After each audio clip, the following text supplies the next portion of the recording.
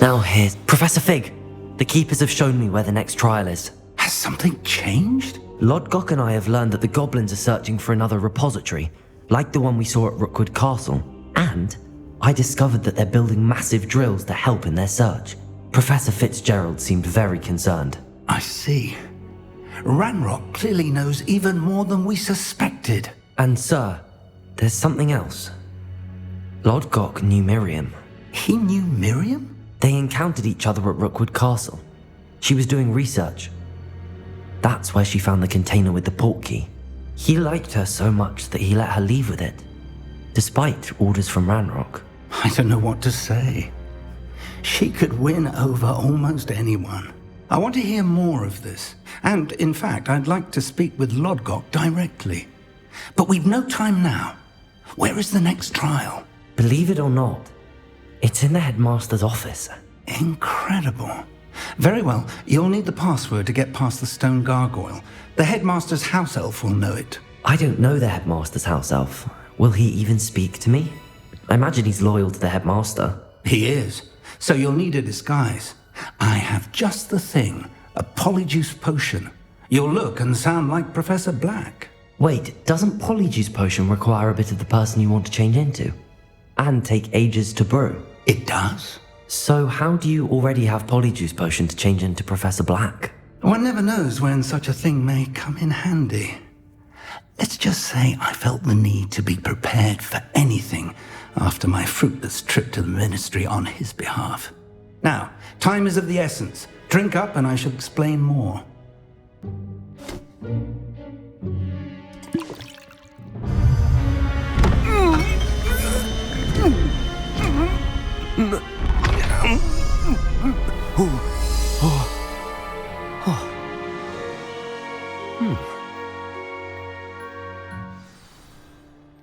How do you feel? Incredible. I won't forget that taste anytime soon. How do I sound? Convincing. I've taken the liberty of transfiguring your robes. As we discussed, you'll need the password from Scrope, who could be anywhere in the castle. You might look for Professor Kagawa.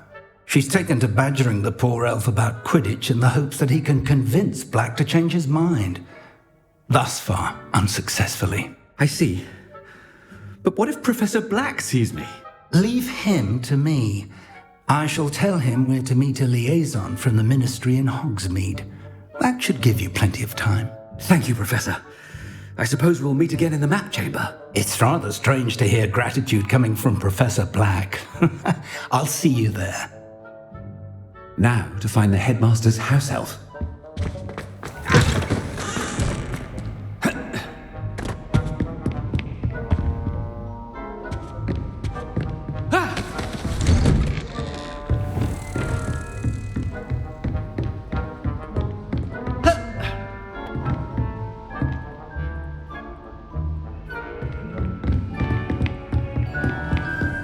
Do you have a moment, Professor? Professor, I was hoping to catch you. Places to be, Professor Sharp. Places to be. Of course, sir.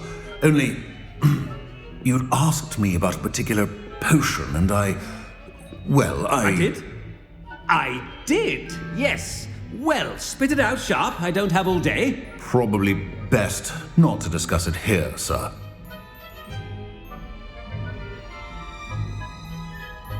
I assure you, Sharp, you may speak freely. Very well.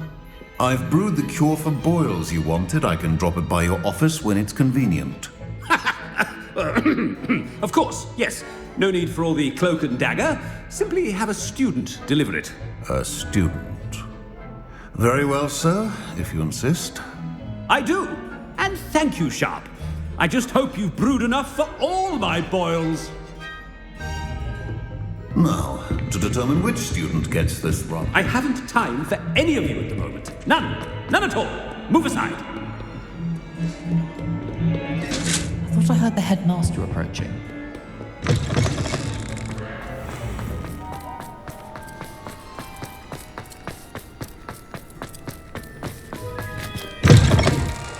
If you must speak with me, consult my secretaries or what have you. Professor Black, how are you? Has anyone seen my ivory-handled hand mirror?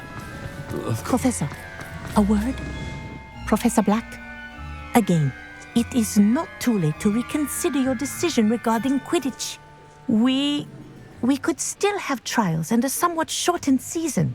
It would be better than none at all. But the injury, Madam Kogawa. Professor, more than one student has taken a bludger to the head on our pitch. I dare say it knocked some sense into them. And they're fine now. The fact that it happened to be a pureblood, well, that's no reason to... What nonsense! That you would trivialize the health of a student over a silly game. A silly game? You are quite impossible sometimes. Sir, I've a good mind to write to the Department of Magical Games and Sports at the Ministry about you. I should think you'd have better things to do with your time. Now, where's my elf? Good day, Professor. And I spotted Scrope in the Great Hall. Seems to be avoiding me. I wonder why. Good day, Madam Kogawa.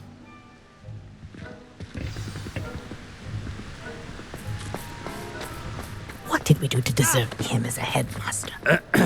I wonder almost daily why I accepted this appointment from the Ministry. No, it's the headmaster and he's coming this way. Miss Broom, a word. Oh, Professor, this is an interesting surprise. It's Bloom, by the way. Remind me of your area of affinity, Broom. OWLs are swift approaching. Charms, sir. Non-verbal spells. Might work on one that makes me disappear. Well, keep at it, Broom. And before you know it, you'll be as invisible as that new fifth year seems to be. They're not invisible, sir. I've seen them near the library. In fact, they help me with my, heavy books. Speaking of invisible, where's my blasted house elf? Something seems a little off with the headmaster.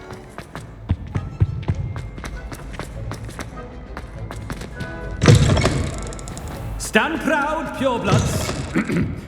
Professor, a word, please. Hello, Professor Black. Ah, Professor Weasley. How delightful to see you. Sir? Since I have you here, I wonder if I might, speak with you about Professor Fig. Oh, very well. I've decided to give him a bit more, leeway with his time. Leeway, Professor? Are you sure that's wise? I confess I do worry for his students. He's rarely here as it is.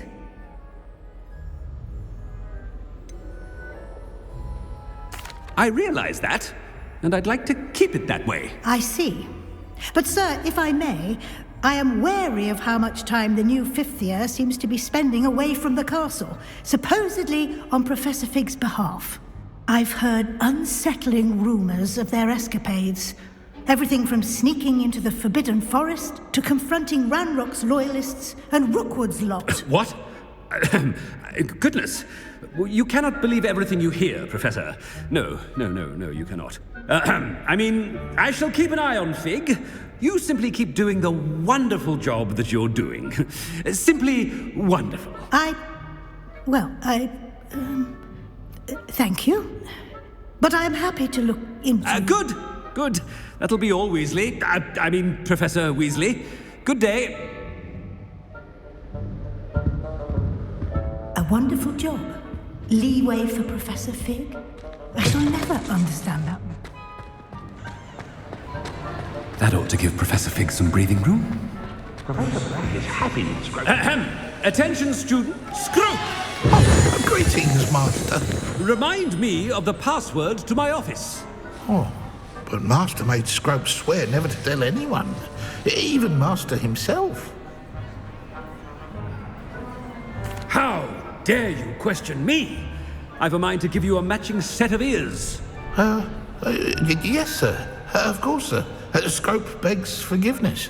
It is the Black family motto, Master. Right. Of course. Master does remember it.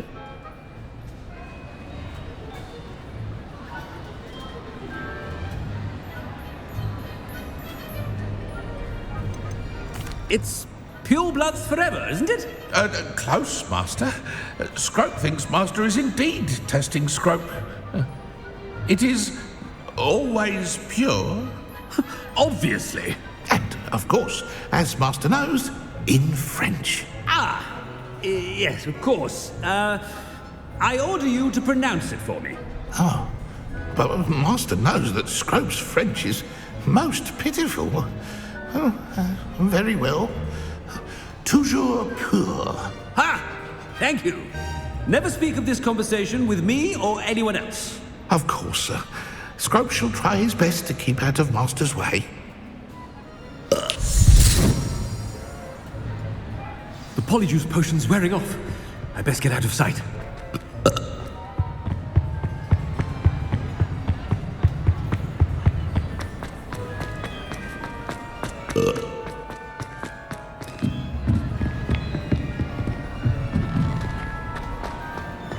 Made it just in time. It's wearing off. Fig was right. I can't believe it worked. Now to speak the password to the gargoyle.